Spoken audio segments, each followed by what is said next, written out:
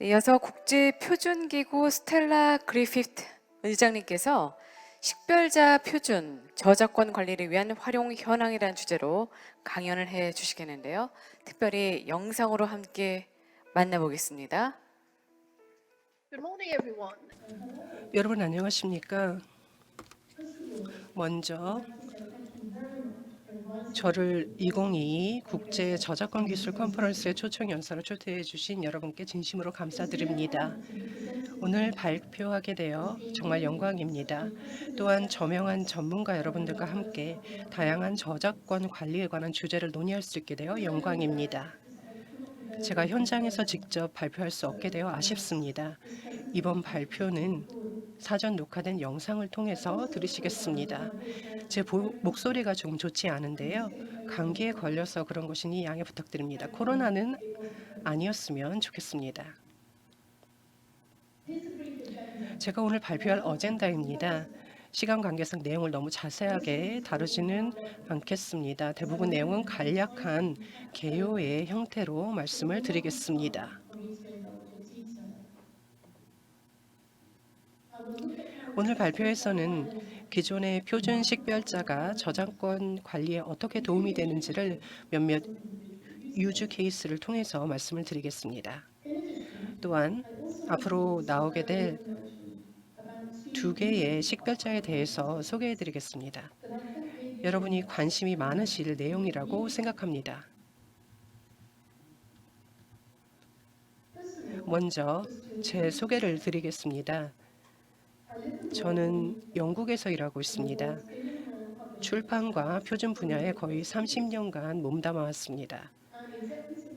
국제 ISBN 관리기구의 상임이사를 또 맡고 있습니다. 국제 ISBN 관리기구는 규제기구인데요. 발표 후반부에 좀 더 설명드리겠습니다. 여러분 대부분이 ISBN에 대해서는 이미 알고 계시리라 생각합니다. ISBN은 아시듯이 도서에 적용되는 공급망 식별자입니다. 저는 현재 ISO 소위원회 중 한 곳의 위원장을 맡고 있는데요. 창작 산업의 표준 식별자를 관리하는 소위원회입니다. 여러분께 지식 재산권과 관련된 권리가 얼마나 중요한지는 새삼스레 다시 말씀드릴 필요가 없는 것 같습니다. 그래서 이 점은 다시 한번 상기하고자 하는 마음에서 포함을 시켰습니다. 예를 들어 누구의 지식 재산인지를 문서화하고 제대로 인정하는 것뿐만 아니라 지식 재산을 어떻게 보호하고 수익을 창출할 수 있는 상품에서 발생하는 금전적인 이익이 어떻게 하면 올바른 소유자에게 돌아갈지를 우리는 꼭 이해하고 있어야 합니다. 그렇다면 이런 면에서 표준과 특정 식별자가 어떻게 도움이 될까요? 정확히 표준이란 무엇일까요? 먼저 표준은 규칙과 과정을 문서화해 놓은 것입니다. 따라서 동일한 단계를 거치고 결과가 예상 가능합니다. 표준은 경험과 절차의 각 요소를 엄격하게 시험하는 것을 바탕으로 만들어집니다.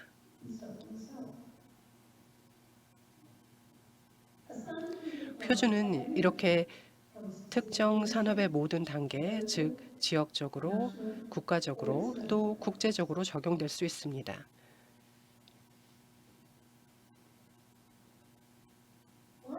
그렇다면 왜 표준을 따르고 실행하는 것이 좋을까요? 표준을 준수했을 때 편익은 무엇일까요? 전문가들이 이미 실험이나 테스트를 했고 어려운 문제를 이미 논의해 놓았다면 다른 사람들을 그 힘든 과정을 똑같이 거치지 않아도 됩니다. 이미 나 이전에 누가 해놓은 그러한 일에 의존할 수 있게 되는 것이죠. 표준은 우리 생활 곳곳에서 볼 수 있습니다. 일상에서나 제약, 건설, 항공, 교통 등 모든 분야에서 볼 수 있습니다. 많은 경우 표준은 건강과 안전을 보호하기 위해서 쓰입니다. 표준을 통해 어느 정도의 질과 신뢰성을 일관되게 기대할 수 있습니다. 그래서 어떤 제품이 예를 들어 어떤 표준에 부합한다면 고객은 그 제품을 신뢰할 수 있게 됩니다. 개인적으로 표준의 가장 큰 장점은 기울어지지 않은 운동장, 즉 공정한 경쟁의 장을 제공한다는 것이라고 생각합니다. 생산자들은 일관된 표준을 준수해야 하는 동기부여가 되기 때문에 자체적으로 최신 상품을 개발하거나 자사 상품을 개선하는 데 집중을 해서 시장 점유율을 높이고 시장에서 존재감도 확대하고자 합니다. 저는 현재 ISO 소위원회 의장을 맡고 있는데요. ISO가 무엇일까요? ISO는 독립적인 NGO로서 1947년 만들어졌고 유일한 목적은 표준을 개발하고 발표하는 것입니다. ISO라는 명칭 자체는 그리스 단어로서 공평한이라는 뜻의 아이소스에서 유래합니다. 현재 2만 1000개 이상의 ISO 표준이 있고 167개 국가가 ISO의 회원으로 가입되어 있습니다. 이렇게 ISO는 세계 표준에서 핵심적인 역할을 하고 있습니다. ISO 표준은 업계 생산자와 이해 관계자들이 하는데요. 소비자 제품 산업이 그 대표적인 예입니다. 도서 소매업체들, 즉 출판업체가 아닌 이런 소매업체들이 ISBN이 개발되는데 가장 처음 주도적인 역할을 했습니다. 일단 표준 개발을 하기로 하면 전문가들이 표준에 관한 제안을 하는데요. 이 과정은 시간이 좀 걸릴 수 있습니다. 보통 3년 정도 걸립니다. ISO는 다양한 검토 단계를 거친 후 표준을 발표하기 때문이죠.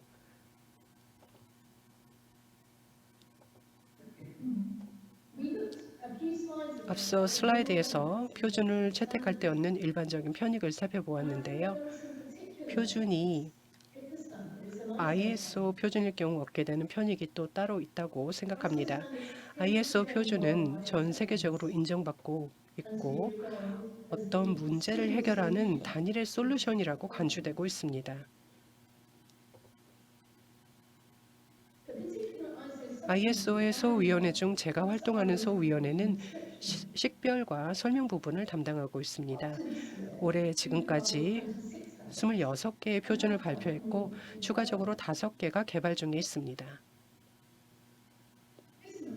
지금 지도를 보시면 제 소위원회에서 활동하는 국가들을 보실 수 있습니다. 보시다시피 한국도 참여하고 있습니다. 하지만 보시다시피 세계의 일부 지역은 저희 소위원회에서 잘 참여를 안 하고 있습니다. 그런 점에서 아직 개선할 점이 있다고 생각합니다.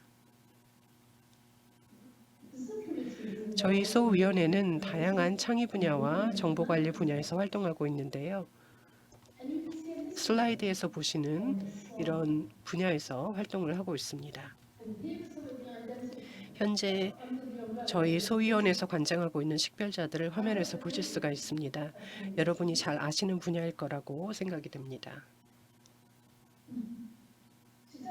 오늘은 이런 기존 식별자 중 4개의 식별자를 중심으로 말씀을 드리겠습니다. 먼저 ISBN이 있습니다. 국제표준 도서의 약자이죠. 여러분이 잘 아시는 책의 뒷면에 있는 바코드가 바로 이것입니다. 네, 잘 보이시나요? ISBN은 창의 분야에서 가장 처음 개발된 1호 식별자입니다. 1960년대 말에 개발이 되었으니까 전산화가 막 시작된 시점에 개발된 셈입니다. 시간이 지나면서 단순히 도서뿐만 아니라 디지털북과 오디오북에서 기준에 부합하면 ISBN이 적용이 되었습니다. 아날로그 시대에 만들어진 것이고 다른 식별자, 예를 들어서 DOI가 제공하는 기술을 사용하고 있지만 ISBN은 실행이 가능합니다. 220만 곳 이상의 출판 업체에서 ISBN을 사용하고 있고 거의 모든 국가가 ISBN을 표준으로 채택을 했습니다. 2억 5천만 개 이상의 ISBN이 출판물에 지정이 되어서 형식이나 추가, 사용상의 제약을 가하면서 각각의 출판물을 고유하게 만들어줍니다. 다시 말해서 별도의 ISBN이 있어야 한다는 것이고 ISBN은 공급망 식별자로서 그 목적이 저작권 소유자를 식별하는 것은 아닙니다. 사실 ISBN의 목적은 특정 형식과 에디션으로 특정 출판업체에서 나온 특정한 도서를 식별하는 것으로서 이 출판업체가 저작권 소유자일 수도 아닐 수도 있습니다. 하지만 ISBN은 여러 지원 시스템, 제작, 판매 추적, 관리와 로열티 관리 등등에서 폭넓게 사용되고 있습니다. 어떤 도서와 관련된 모든 메타데이터가 연결되고 관리되는 핵심적인 역할을 하고 있는 것이죠. 사실 어떤 책을 등록하거나 찾으려면 ISBN이 반드시 있어야만 이 도서 목록 데이터베이스에 등록할 수가 있고 또 ISBN이 있어야만 사실상 시장에 진입할 수가 있는 것입니다. 지금 보시는 책의 이런 모습은 ISBN과 관련한 방대한 메타데이터 덕분에 가능한 것입니다. 물론 다른 산업에서도 이와 유사한 원칙을 바탕으로 식별자를 많이 사용하고 있는 것을 볼 수 있는데요.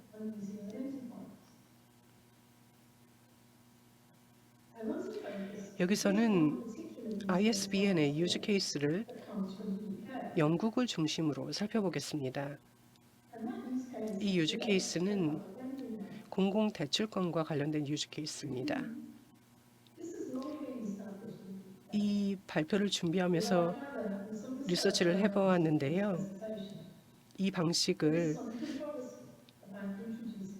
바로 한국에 도입하는 데는 좀 논란이 있을 것도 같습니다. 영국의 공공대출권은 1979년 별도의 법안으로 마련이 되었습니다. 저작권법의 일부분은 아니었습니다. 영국의 작가, 일러스트레이터, 사진가, 번역가, 편집자 등은 공공대출권을 등록할 수 있는데요. 단 자신의 출판물에 대한 ISBN을 제공하고 제목 페이지에 자신의 이름이 들어가야만 이것이 가능합니다. 이와 관련한 전체 비용은 영국 정부에서 제공하고요. 받을 수 있는 최저 금액과 최고 금액을 정해 놓았습니다. 공립도서관의 대표적인 샘플이 있고 이 샘플의 통계를 내서 모든 도서, 오디오북, 이북에 적용합니다. 그리고 정확한 작가에게 저작권료를 지불하는데요. ISBN에 따라 대출횟수를 집계해서 지불을 합니다. PLR 제도는 다양성, 즉 도서관의 문화적, 문학적 유산의 다양성을 높이는 데 도움이 됩니다. 또 덜 상업적인 장르의 글을 쓰는 작가들한테도 도움이 됩니다. 이제 새로운 식별자를 살펴보겠습니다. DOI로서 디지털 객체 식별자입니다. 확실히 말씀드리고 싶은 것은 이 DOI는 디지털 식별자로서 모든 종류의 객체에 적용된다는 것입니다. 이 객체가 반드시 디지털일 필요는 없습니다. DOI는 영구적이고 다중 레졸루션의 성격을 가지고 있습니다. 슬라이드에 보시는 것처럼 작년의 DOI 레졸루션은 105억 개에 달했습니다. 그 중에서도 많이 적용되는 것이 상호 참조 및 인용 링크입니다. 학술 논문에서 많이 사용이 되죠. 예를 들어서 이 DOI를 클릭하면 이 페이지로 넘어갑니다. 이 페이지에서 요약본을 열람할 수도 있고 PDF를 다운로드할 수 있습니다. 다운로드하면 요금을 내야 하겠죠.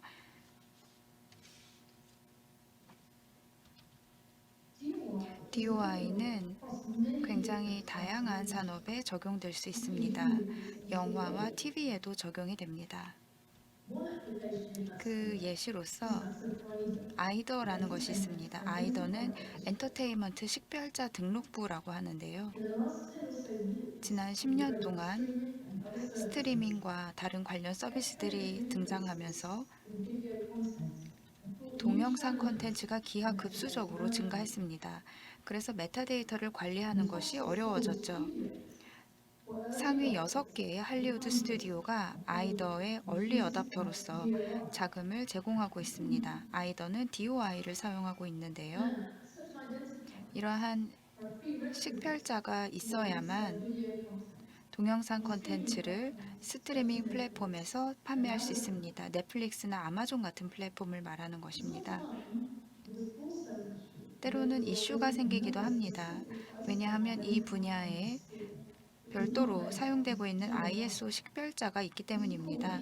그 식별자는 DOI를 근거로 하지 않고요. 그것을 아이산이라고 합니다. 그래서 아이산과 아이더로 혼동하는 경우가 많습니다. 이런 상황을 개선하기 위해서 이제는 이 아이산과 아이더를 둘 다 등록을 해서 둘 다 보유할 수 있게 되었습니다. 이 아이산과 아이더 둘 다 목적은 영화와 TV 콘텐츠를 다양한 플랫폼에서 효율적으로 판매하기 위한 것입니다. ISRC는 국제 표준 녹음 코드인데요. 이것은 표준 식별자로서 모든 형태의 녹음과 음악, 영상에 대한 표준 식별자입니다. 팟캐스트도 해당됩니다. 이 식별자는 영구적이고 녹음 수명이 유지되는 한 이 식별자도 유지가 됩니다. 또 ISBN처럼 고유성에 근간을 두고 있습니다. 다양한 버전이나 믹스가 있는 경우에는 별도의 ISRC가 필요합니다. 그래야 마케팅을 할 수 있습니다.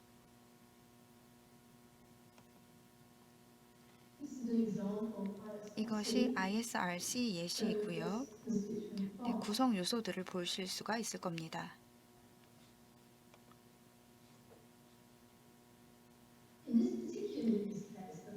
이 슬라이드에서는 ISRC와 ISWC가 함께 사용되는 예시를 보여줍니다. 녹음 저작물에는 ISRC, 또 ISWC는 음악 저작물 식별자로 활용하는 것인데 이 두 가지를 활용하면 로열티를 정확하게 배분할 수 있습니다. 예를 들어 레코딩 저작물을 아마존에서 판매하려면 ISRC를 인용하거나 연관되어 있어야 합니다. 그러면 음악이 판매될 때마다 이 저작권료가 CMO에게 지불이 됩니다. 또 이것이 ISRC와 연관되어 있습니다. 그러면 CMO가 ISRC를 보고 그 ISRC에 해당하는 ISWC를 찾습니다. 그렇게 해서 저작권료를 정확한 저작권자에게 전달하는 것입니다.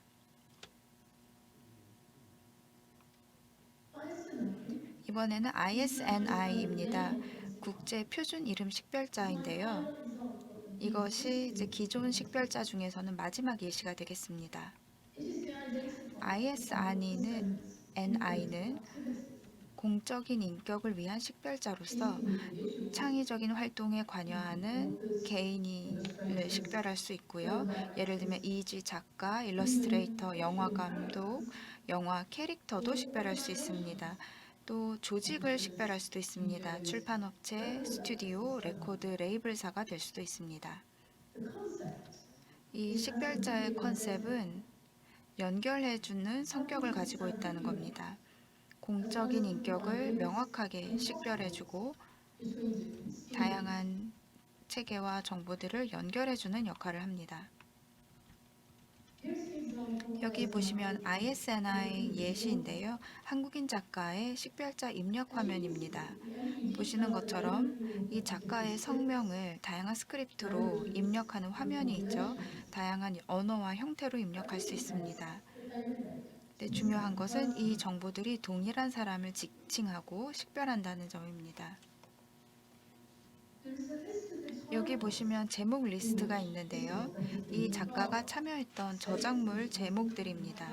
그러면 저작권 관리가 좀 더 쉬워지겠죠. 그리고 이런 기록이 잘 관리되면 좋을 것 같습니다. 그래서 ISNI는 데이터를 개선하려고 노력하고 있습니다. 이 작가를 잘 아시는 분들이 혹시 있다면 이 ISNI 그 엔트리 데이터에 대해서 혹시 코멘트가 있으신 분이 있다면 보내주시기 바랍니다. 그러면 ISNI가 여러분의 의견을 기꺼이 환영하고 반영할 것입니다. 간략하게 몇 가지 예시를 들어서 다양한 식별자들이 어떤 도움이 되는지 설명드렸습니다. 이 식별자들은 단독으로 사용될 수도 있고 다른 식별자와 결합해서 사용할 수도 있습니다. 일종의 상호 호환성이 있는 식별자 웹이라고 생각하실 수 있습니다. 이 식별자의 메타데이터에는 다른 식별자가 포함될 수도 있습니다. EG, ISNI 등등 작가와 출판사명에 대한 식별자가 메타데이터에 들어갈 수 있고 ISBN과 관련된 식별자도 메타데이터에 들어갈 수 있습니다. 이런 것들이 정확한 저작권자를 찾고 또 그들의 저작물을 식별하는 데 도움이 됩니다. 또 국제적인 표준 식별자를 사용함으로써 이 신뢰성과 공신력을 높일 수 있습니다.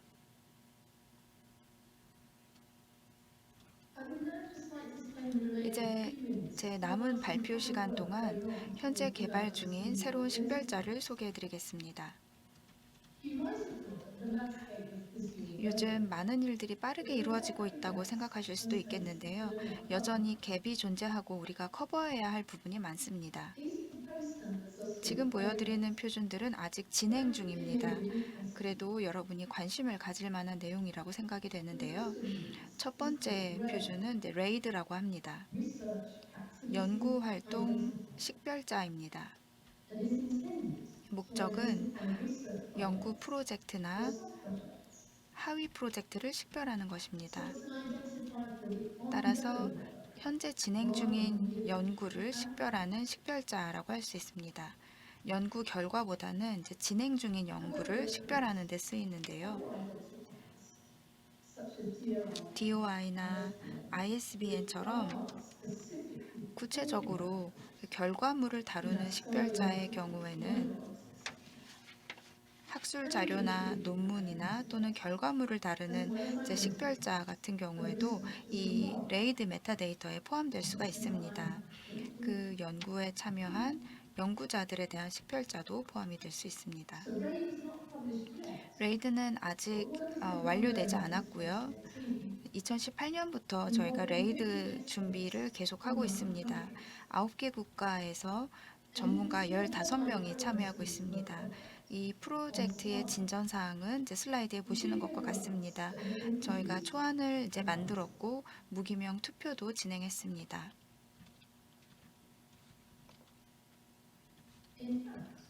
사실상 이 표준에 관한 텍스트는 발행 준비가 되어 있습니다. 따라서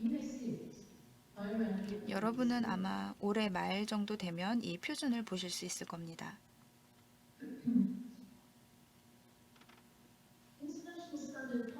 다음은 국제 표준 컨텐츠 코드 ISCC입니다. ISCC는 조금 다른 접근법을 취하고 있는데요. ISCC는 식별자를 컨텐츠 자체로부터 끌어오는 것입니다. 해시 알고리즘을 사용하는 것인데요. 이 코드는 광범위하게 적용될 수 있습니다. 어느 컨텐츠라도 디지털로 가용한 컨텐츠라면, 즉 음악, 텍스트, 이미지 등의 디지털 컨텐츠에 적용될 수 있는 식별자입니다.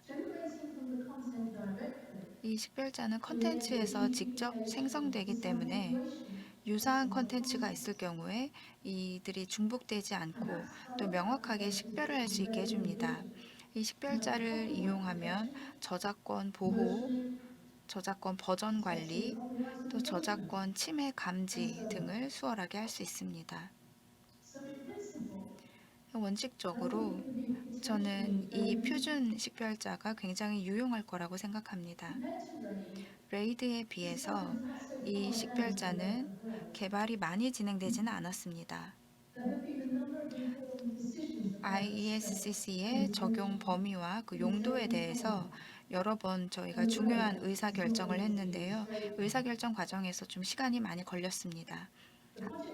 이 프로젝트는 2019년에 시작되었고 많은 우수한 전문가들이 참여하고 있습니다. 12개 국가의 전문가 34명이 참여하고 있습니다. 그래서 이 식별자는 많은 관심을 받고 있습니다. 네, 첫 번째 공식적인 초안이 최근에 발표되었고 지금 커멘트를 받는 중입니다. 따라서 이 식별자의 최종 발표는 2024년 10월경에 가능할 것으로 보입니다. 그래도 저는 이 식별자의 컨셉이 굉장히 신선하고 그만큼 주목할 가치가 있다고 생각합니다.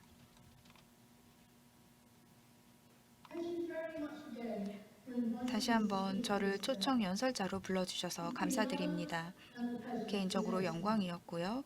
여러분을 직접 뵙지 못해서 죄송하다는 말씀을 드리고 싶습니다.